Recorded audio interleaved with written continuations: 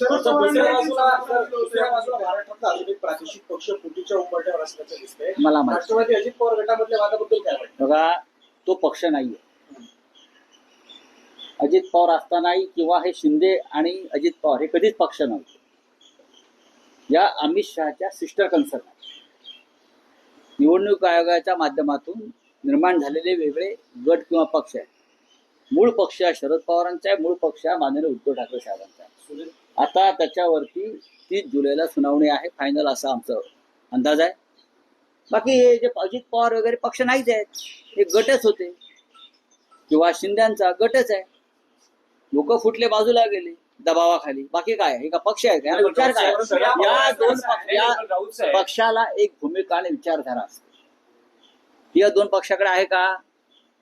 शिंदे गटाची विचारधारा बाळासाहेब ठाकरे म्हणजे आमचीच, आणि हे जे आहेत अजित पवारांचा पक्ष, आता सुनेत्रा पवारांचा पक्ष, यांची विचारधारा शरद पवारांच्याच पक्षाची.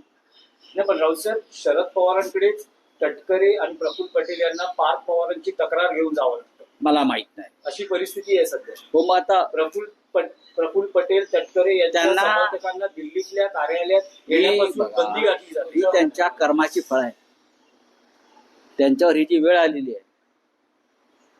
मी वारंवार म्हटलं की अजित आणि शरद पवार साहेबांचे म्हणणं होतं की अजित पवारचं डोकं फिरवण्यात जे काही प्रमुख लोक होते, त्यात धनंजय मुंडे असतील, प्रफुल्ल पटेल सारखे लोक होते, ही त्यांच्या कर्माची फळं भोगतायत. परंतु असं म्हटलं जातं की कुठेतरी सुनेत्रा पवारांवर दबाव निर्माण करायचा, त्यांना कुठेतरी खाली खेचण्यासाठी तटकरे आणि पटेलांनी पवारांची भेट घेतली. मला माहिती नाही, पण राऊत साहेब, तुम्ही 30 तारखेच्या सुनावणीचा उल्लेख केला. तर मध्यंतरी न्यायालयानं शिवसेना उद्धव बाळासाहेब ठाकरे पक्षाला सुनावलं आहे. हे तुम्ही आमच्याकडे न्यायाच्या अपेक्षेने येतात, पण बाहेर मात्र तुमचे नेते न्यायालयाच्या विरोधात टीका करणार. आम्ही तुम्ही जोपर्यंत न्याय देत नाही, जोपर्यंत तुम्ही दबावाखाली तारखावर तारखा देत आहात, जोपर्यंत निवडणूक आयोग हा गृह खाते आणि गृहमंत्री आणि प्रधानमंत्र्यांचं गुलाम म्हणून काम करतोय, तोपर्यंत लोकशाही धोक्यात आहे. तोपर्यंत आम्ही लोकशाहीसाठी आमच्या भूमिका मांडत राहणार. माझं असं म्हणणं आहे, त्यांनी घटनेतील कलमानुसार निर्णय द्यावा. बाहेर आम्ही काय बोलतो त्याच्यावर निर्णय घेऊ नये. आपण घटनेचे चौकीदार आहात ना. 10th शेड्यूल नुसार निर्णय द्यावा. आम्ही जे काय बोलतोय ते चुकीचं असेल तर आम्हाला शिक्षा द्यावी. तुमचं मत आहे की अजूनही सर्वोच्च न्यायालय किंवा निवडणूक आयोग या ज्या काही यंत्रणा दबावाखाली आहेत, पंतप्रधान आणि गृहमंत्र्यांच्या दबावाखाली आहेत, त्या तसं नसतं तर आमचं चिन्ह आणि आमचा पक्ष एखाद्या आयऱ्यागराच्या हातात गेलाच नसता ना. किंवा शरद पवारांचा पक्ष त्यांच्या हयातीत अजित पवारांना दिलाच नसता. कोणत्या घटनेच्या कलमानुसार दिला? चंद्रचूडाने सगळं सांगितलं हे कसं चुकीचं आहे, पण न्यायदान प्रत्यक्ष करण्यात त्यांची फाटली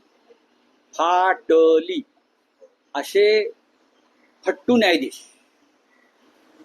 जर सर्वोच्च पदावर बसले असतील तर लोकशाहीचे संकेत पायदळी तोडून, घटनेचे संकेत पायदळी तोडून तुम्ही न्यायदान करणार असाल तर आमच्या सरकारला न्याय कसा मिळेल? मग आम्ही बोलायचं नाही? तुम्ही युवकांना झुरळं बोलू शकता, कॉक्रोच बोलू शकता, तुम्ही कोणावर काही टीका टिप्पण्या करू शकता. मग या देशाचा नागरिक म्हणून आम्हालाही आमच्या भावना व्यक्त करण्याचा अधिकार आहे. पण राऊत साहेब, या भावनांनी तुमच्या निकालावर त्याचा परिणाम होईल याची भीती वाटत नाही? 3.5-4 वर्ष आम्ही निकालाची प्रतीक्षा करतो. किती? आणि हा निकाल भारतीय संविधानाच्या संदर्भात आहे. हा आमच्या प्रॉपर्टीचा निकाल नाहीये की माझी प्रॉपर्टी कुठेतरी अडकली आहे कोणाकडे आणि ती मी मागतोय. नाही, हा भारतीय संविधानाची व्याख्या ठरवणारा हा निकाल आहे. तुम्हाला जर भारतीय संविधानासंदर्भात जर एवढी जाणीव नसेल तर सामान्य माणसाला तुम्ही काय नाही देणार?